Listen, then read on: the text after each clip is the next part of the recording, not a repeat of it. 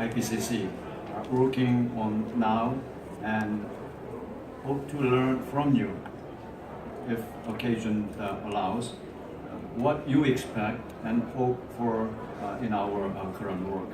As you know, formally, our main audience, IPCC's main audience is policymakers and not the general public. But however, increasingly we see a need to broaden the definition of policymakers and target the policymakers at the sub-national level or decision makers in other areas such as business, including the public-private partnerships. I believe ISEF is one of those leading examples of these public-private partnerships. But whether we define policymakers broadly or narrowly, we know that they listen to the public, non-specialists, ordinary people, as voters, taxpayers, customers, as students, as concerned citizens, or as actors in the community.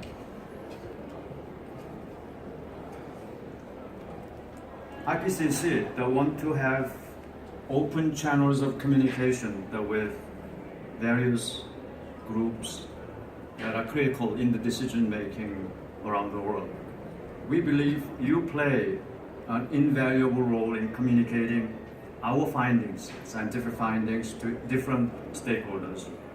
You can multiply, amplify our own communications to tell people about science in a way that goes well beyond our own very limited capacity. So it's important that you understand our assessments and how we prepare them.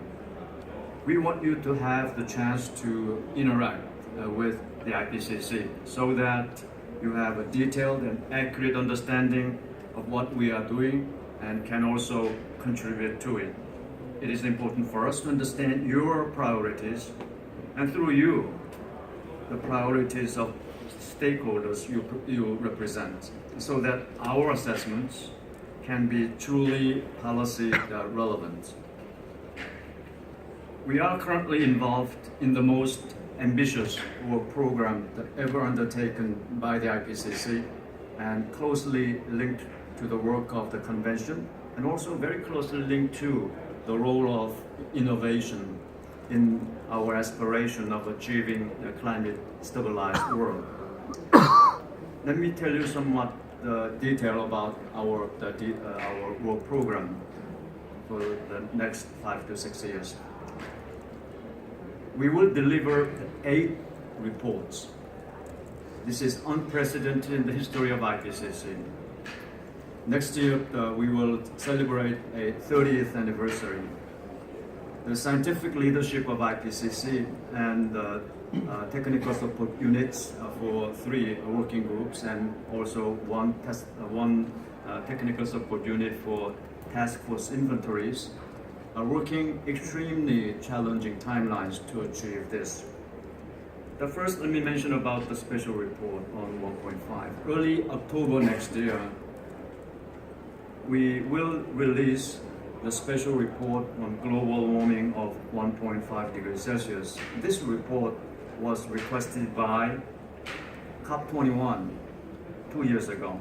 In fact, this special report on 1.5 is the first such report requested by the COP itself to the IPCC.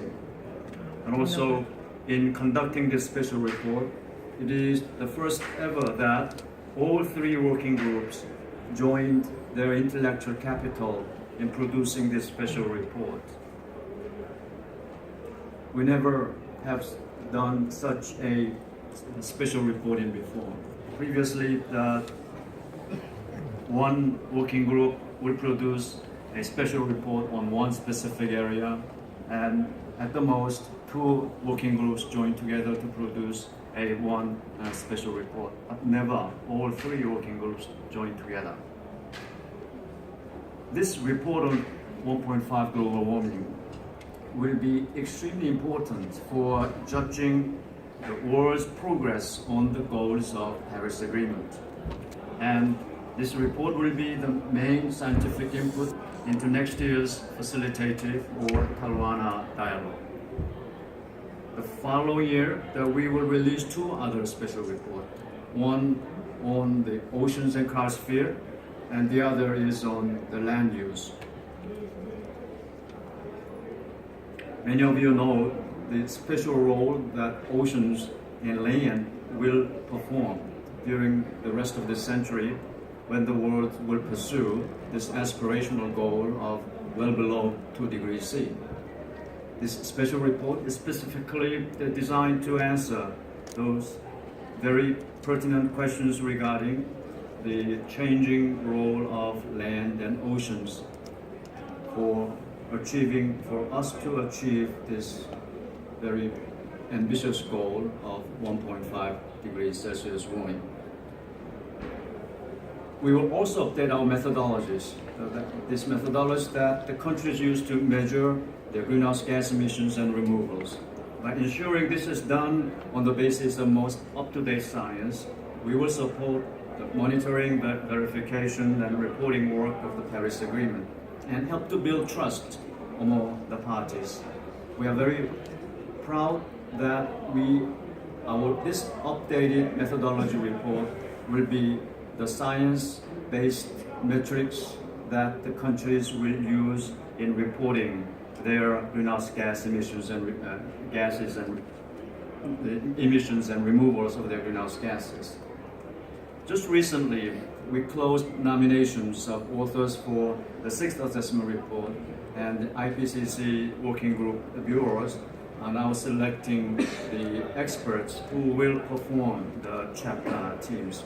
We are very keen on establishing a core writing teams for each chapter who will have important duties of finding major scientific understandings with regard to the key scientifically policy relevant questions in terms of how we implement the Paris Agreement. The 3 working group contributions will be delivered in 2021. And finally, in 2022, we will integrate all these 7 reports into a synthesis report that will be in good time for the first global stocktake that the parties will undertake in 2023.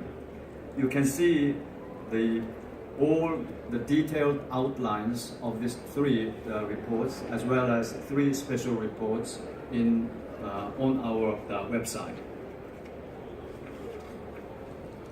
If you review those outlines, I believe that you will clearly notice that those outlines are all framed in the context of sustainable development.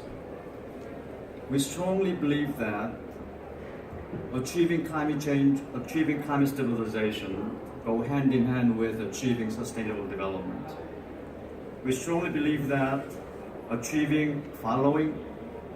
promoting climate policy is a way to pursuing economic development now, as well as in the future. Since we are looking at implementation of the Paris Agreement, we will be putting a much bigger focus on solutions in our report. But solutions go beyond just mentioning of technologies. We know our government want to respond to the challenge of climate change while pursuing economic development and efforts to eradicate poverty, that is sustainable development goals. Therefore, this focus on solutions also mean that we will have more experts drawn from the social sciences than in previous assessments. Let me give you just one example. If you look at the Chapter 5 or Working Group 3 in the upcoming AR6 reports, there is one chapter specifically dedicated to the demand side of whole issues. This is the first time that the IPCC has allocated that much of a space for the demand side of these whole issues. We want to understand the economics and sociology of the decision-making related to climate change.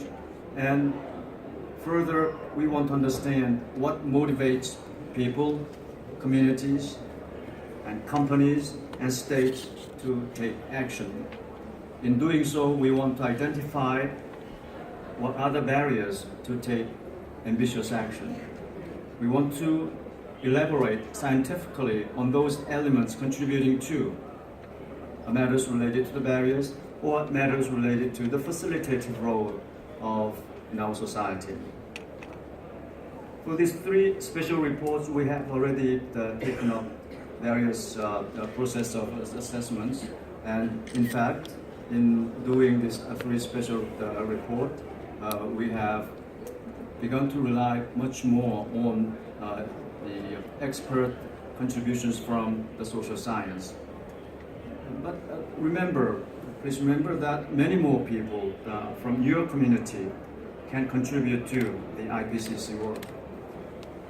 There are various levels that you can participate, and one level is certainly by being nominated as a lead author, but as well as performing that role, you can also help us by giving us the sort of a referee role, participating in the review process of our drafts. It is very important that many of you participate in our review process of our drafts, because that is the only way left to us to improve our quality of products, as well as to ensure the objectivity of our scientific assessment. We will have 3 rounds of review for every report. First by experts like yourself, and then second round is by experts and government, and the final round is government. Obviously, the summary for the policymaker, which is the final outcome of every report, is the joint output by scientists and government representatives. I have given you some details about how we go about producing our reports, because I want IPCC reports be more useful to your work. But whatever you do in your day job or other role you may perform in addition to your regular activities, I hope that you should be able to communicate IPCC findings in your own language to your friends, to the people you can influence through various means. It is very important that the true meaning of scientific findings be conveyed to the all levels of decision makers, whether it be individual member like yourself, myself, or collectively to the community level as a whole. We hope that IPCC can be of service to you in your decision making for the times to come. For that reason, I am congratulating sincerely the release of this ICEF's Innovation Roadmap, which is a collective wisdom, output of collective wisdom of the many involved scientists and policymakers in this process. Thank you very much. My congratulations again, IPCC.